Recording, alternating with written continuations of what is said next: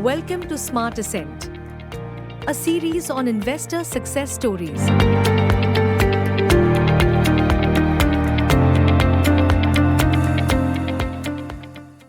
Hi, this is Pankaj Singh from SmartWealth.ai, and today I have with me one of the oldest subscribers of SmartWealth.ai, Suman Basu. He's going to share his journey, his insights and lessons with us. So, hi Basu, welcome to this discussion. Hi Pankaj, thanks for having me here. Well, my pleasure and welcome again. So, Basu, to get us started, tell us about yourself. So essentially, Pankaj, I am an entrepreneur, right? I have started a business in the corporate e-learning domain and have been running it for the last 14 years. I have done my MBA from Unbiased and have an experience of about 25 odd years in. Okay, excellent. So thanks for sharing. So you are an entrepreneur. You've been running an e-learning company for 14 years. You have an MBA from Symbiosis and an overall corporate experience of 25 odd years. So Correct. When did your investing journey start and how has it evolved with time? Oh, this is quite interesting. There are really four parts to my investment journey, right? If I look at legacy, it starts with the fact that my dad was a banker. I've seen, fixed income products through my childhood years, and I've seen discipline. And later on, I've also understood that, it doesn't beat inflation. And I felt the need to be slightly more aggressive with my investments fairly early on. That was my learning, and I think deep inside I also had the aspiration of starting a business of my own, right? So I always had the desire of staying liquid. So one of my biggest early decisions was no to real estate at that point. So that's really where I started from.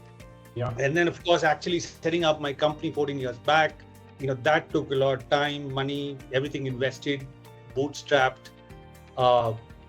It took some time to settle, and by the time it did, it took a few years to actually start creating surplus funds to invest, right? So that was really the second part. And then it moves on to the fact that, I ended up choosing a professionally managed mutual fund approach to build the first body of investments, right? And that has kind of, stabilized. That approach has kind of stabilized. And then, downstream, about 4 or 5 years back, I felt the need to saying that, there is opportunities beyond that in creating alpha over equity mutual funds. Possibly direct stocks did not have the time for research, right? So that's when I came across curated research model portfolios, something like SmartWealth.ai got me interested. We spoke and started with that, right? So that's really the 4 phases of where I kind of see this journey. Okay, that's that's actually fascinating. So 4 parts of the journey. The first was the legacy you inherited from your father, banker father, and that was disciplined fixed income investments. But you believe it's not good enough to beat inflation. But you knew that you have to later on start your company, so you value liquidity. Therefore, investment cannot be in real illiquid assets like real estate. The third part of the journey, when your company was built, steady, and you had investable surplus, that was to go to a professionally managed mutual fund to participate in equity via a professionally managed fund. And once that approach stabilized, then to get an alpha over and above mutual fund was to go to direct stocks. And a right approach you found was to participate by way of by way of model portfolios like SmartWealth.ai. That's quite an ascent. So now you've seen different ways of managing money. How has been your experience with SmartWealth.ai? It's been a journey on its own. The last almost 3 years now. The good part about it, right, is that it runs on data and runs on rules, right? So, and I get a weekly instruction basis, all of that, free of human biases. I think that's what I really value the most. Operationally, it's extremely easy to execute, takes 5 minutes on a Thursday morning from my phone, that works for me.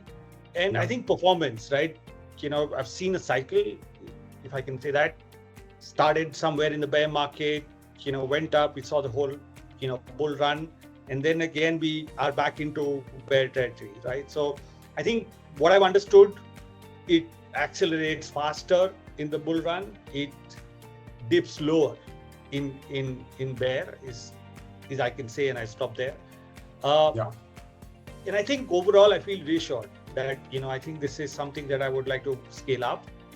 Possibly take this up to about 20% of what my corpus is. That's a broad thing in my head.